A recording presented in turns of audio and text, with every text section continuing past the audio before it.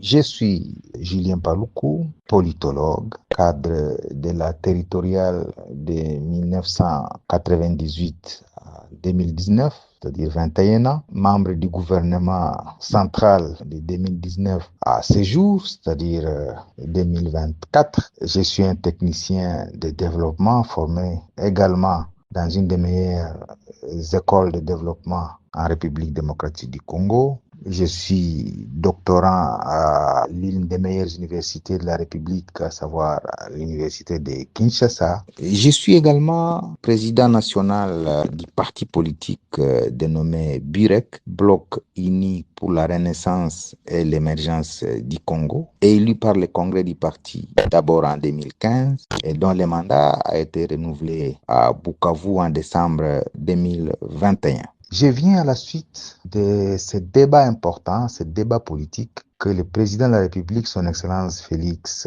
Antoine Tshisekedi, a suscité en République démocratique du Congo pour, en fait, donner cette lecture politologique de la situation en République démocratique du Congo depuis la Première République jusqu'aujourd'hui, la Troisième République. Il a été constaté que depuis 1960, nous avons navigué sous un État fortement centralisé, d'une part, à savoir de 1960 à 1997, vers un État qui n'est pas tellement nommé entre 1997 et 2001. Et ensuite, un État sous transition sans un régime politique bien défini entre 2001 et 2006 pour finalement déboucher sur une constitution qui a défini les régimes politiques tout autant hybride parce qu'il n'est ni parlementaire ni semi-présidentiel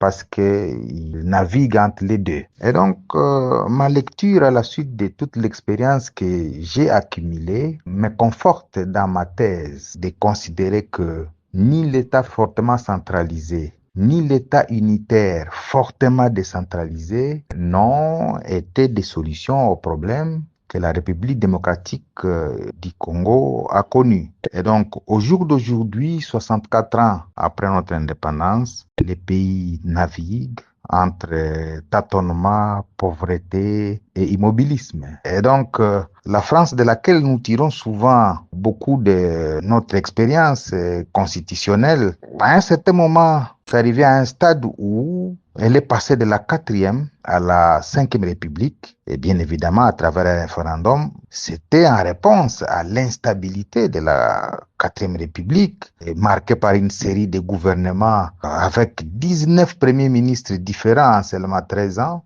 Et la République démocratique du Congo n'est pas loin d'un tel scénario où la moyenne de vie des gouvernements est de 15 à 18 mois, ce qui fait que nous sommes presque à plus de 50 premiers ministres depuis 1960. Et donc, Julien Paluku, fort de tout cet argument, saisit l'opportunité pour appeler à un nouveau vocable dans le microcosme politique congolais à la suite de l'appel du président. Ce vocable s'appelle vivement la 4e République.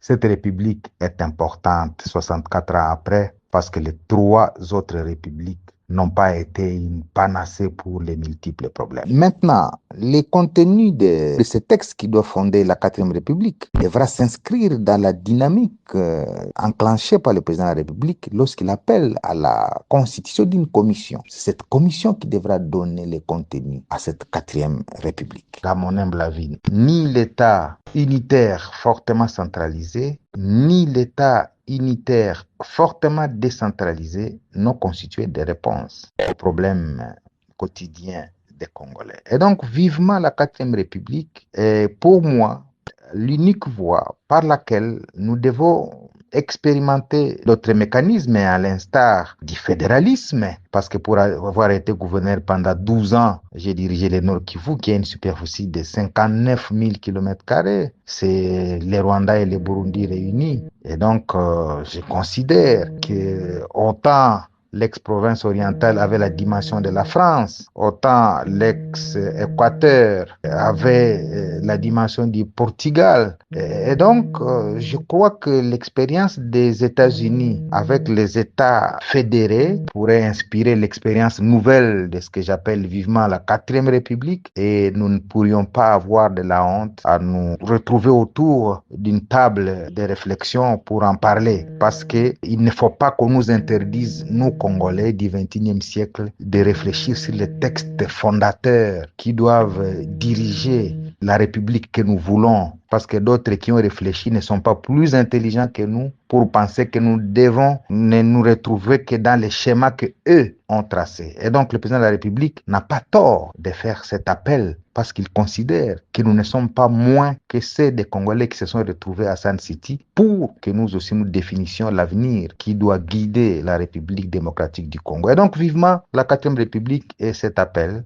que je lance à la suite de cette ouverture politique que le président de la République vient de faire. Et le contexte s'y prête bien, parce que nous sommes au début d'un mandat. On dit souvent qu'il ne faut pas parler de la Constitution dans les temps suspects. Ici, nous ne sommes pas dans les tempores suspects, comme on dit. Nous sommes en début de mandat, et donc on ne peut pas croire qu'on le fait parce qu'on vise les glissements. C'est donc un contexte qui s'y prête bien, parce que nous ne sommes qu'au début des mandats, et c'est le moment favorable pour réfléchir tête froide sur les textes fondateurs qui doit être celui de la République démocratique du Congo. Vivement donc la quatrième République, ici en République démocratique du Congo, et vivement les intelligences pour se retrouver à partir du mois de janvier 2025, afin que ces intelligences, parmi lesquelles je souhaite qu'il y ait des anciens gouverneurs, des anciens présidents d'assemblées provinciales, des anciens présidents des chambres parlementaires, des anciens premiers ministres, chefs de gouvernement, et d'autres intelligences qui ont eu à exercer le pouvoir d'État à des niveaux différents, pour que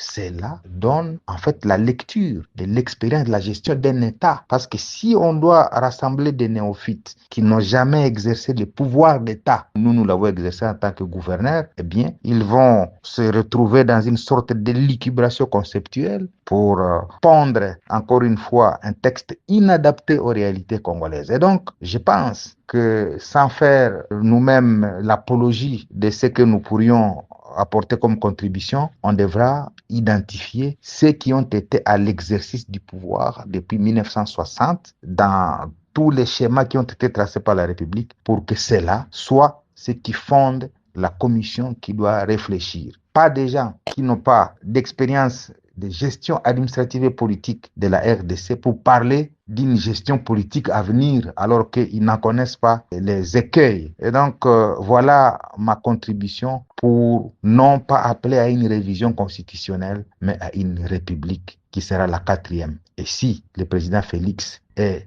l'oiseau rare pour nous ramener vers la quatrième république, que Dieu le bénisse. Merci.